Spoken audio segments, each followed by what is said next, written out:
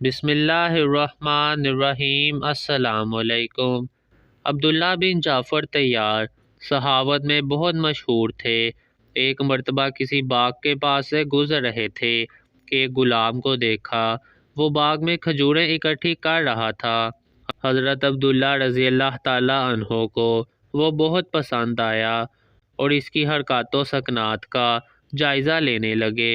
اتنے میں باغ کے مالک کا بیٹا آیا، اس کے ہاتھ میں 2 روٹیاں تھیں۔ اس نے غلام کو روٹیاں تھمائیں، چنانچہ وہ تھوڑا ہٹ کر کھانے کے لیے بیٹھ گیا۔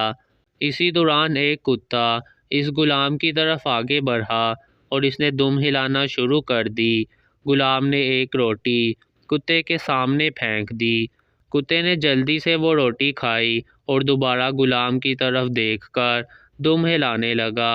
غلام نے دوسری روٹی بھی اس کی طرف پھینک دی اور خود کام کے لیے اٹھ کھڑا ہوا۔ عبداللہ بن جعفر رضی اللہ تعالیٰ عنہ کو اس کے اس کام پر بہت تعجب ہوا اور اس کے قریب آئے اور پوچھا، اے لڑکے، تمہاری ہر روز کی خوراک کیا ہے؟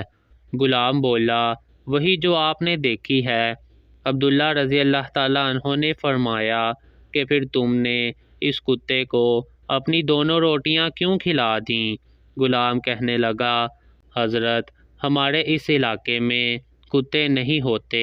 میرا خیال ہے کہ اس کتے کو سخت بھوک ہی اس علاقے میں لے آئی ہے، اس لیے میں نے ایثار سے کام لیا اور اپنی دونوں روٹیاں اس کو کھلا دیں۔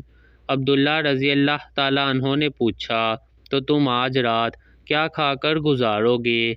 وہ کہنے لگا، آج کی رات بھوکا سو جاؤں گا۔